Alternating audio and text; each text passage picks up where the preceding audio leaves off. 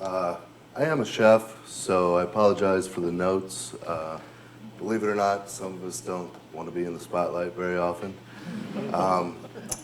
And I guess she kind of took my opening line there, but some of you do remember Revolver, I assume. And those of you that do probably remember that we were known for sourcing local ingredients, using local farms. I spent many hours driving to local farms and farmers markets, and at times this was inconvenient and laborious, but I believed it was best for my restaurant. And searching out highest quality ingredients and most affordable ingredients is what I believe chefs should do. And so not surprisingly, many people believed that I was a locavore. And I'm pretty sure that's why I was asked to speak here today. But the reality is I'm not a locavore, and in fact, I really never have been. And in order to explain why I do what I do, I'm just going to briefly, and I mean briefly, run through a history of the culinary arts. And I would like to, first of all, apologize to anyone who's Italian in the crowd. I didn't mean to omit them, but this is the history as I learned it. I'm not a locavore, and I'm not a historian either.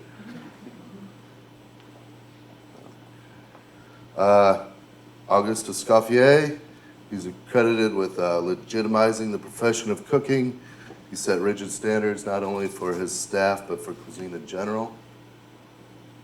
This is Ferdinand Pointe. He was a chef and restaurateur.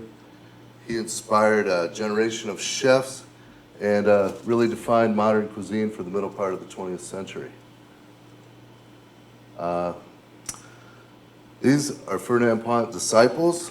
Many of them, I'm sure you recognize their names. But they really altered the culinary world by casting aside the rigid standards that had been set in the recipes of Escoffier. And this truly was what we call the birth of modern cuisine, and maybe the birth of celebrity chefs as well. This is Joel Robuchon and Alain Ducasse. Now, as a young chef, these two were my heroes. Their food techniques were discussed daily in my kitchen. And these chefs, among many others, really evolved Nouvelle cuisine so much that the only word really fitting for their cuisine was modern. Now, Alain Ducasse had an enormous influence on the direction of my career. He told young chefs, and I'm paraphrasing here, he said, come to Paris and learn to cook, and go back home and open your restaurants. And I'm pretty sure he didn't say this because he was afraid of the competition. He said this because he was promoting chefs to take pride in their communities and really promoting localism. Thomas Keller, Charlie Trotter, Ferran Adria, David Chang, many, many other chefs today. You don't have to watch a lot of TV or read newspapers every day to come across shows or articles hosted by chefs or about chefs. And for better or worse, chefs have been given a platform to make their voices heard. I'm sure most of you recognize this chef. This is Alice Waters. She has greatly influenced many chefs and changed the culture of food and how we talk about food. I think it's safe to say Alice Waters played a large role in defining the locavore movement and agenda. Roughly 40 years ago, she opened Chez Panisse in Berkeley and began to champion local farmers and local foods. It was her idyllic vision of the way things were in France that formed many of her core principles and thoughts about how we grow and distribute food. I was definitely influenced by her as well. Mainly it was jealousy. I wanted to cook with the same quality ingredients that she did, and I believe that a connection with your farmers was truly the best way to accomplish that. So the combination of Alain Ducasse's words and the farm-to-table produce espoused by Alice Waters and cheap real estate inspired me to return to my hometown of Findlay and open Revolver. Upon doing this, not only did I find those small farm connections that I was looking for, I found the price of their products was exceptionally low. And this is what truly made a difference. Because as a chef, I would love nothing more than to have an unlimited budget to spend on product. But that is never going to be a reality. And I am forced to choose on a daily basis what I want and what I can afford. Do I want to support small farms? Absolutely. Should I support small farms at the cost of my bottom line, which in turn affects the profitability of the restaurant and eventually the wages of my employees? These are tough choices. What about products that my local farmers cannot provide? Pepper, salt, spices, bananas. I mean, we need these as a restaurant to function and keep our doors open. And really, isn't it important to support all small farmers?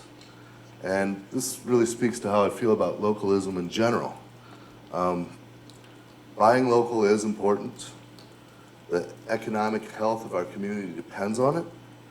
But in my opinion, this applies more to small businesses, whereas larger businesses compete on a national or global level. With that being said, as the largest consuming nation with the largest economy in the world, don't we have a moral obligation to help all small farmers and all small businesses?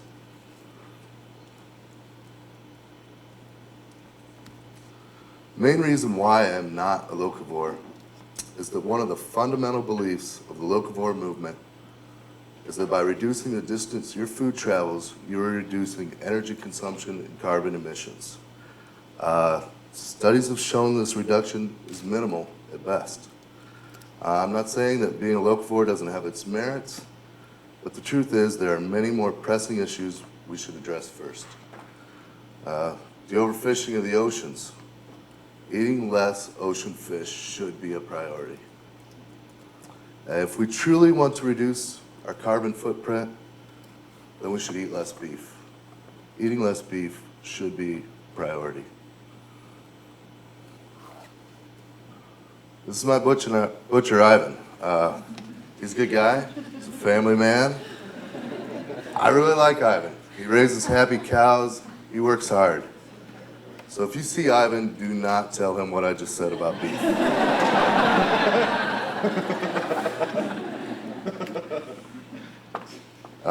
These are my contemporaries, maybe in age only, but nonetheless. And they have strong voices in our culinary community. Dan Barber, I'm sure many of you have heard of and heard his talks. He is a steadfast locavore. Grant Eckertz, he rarely acknowledges the subject, to my knowledge. But I have the utmost respect for both of these chefs.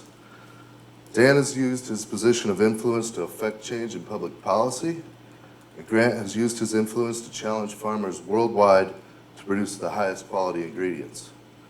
But both of these chefs have used their purchasing power to positively benefit the lives of small farmers and small businesses. And how important, really, is their location? So I say to future chefs and young chefs alike, let's not lose our focus. Let's use our voices to initiate change where it is most needed. Thank you.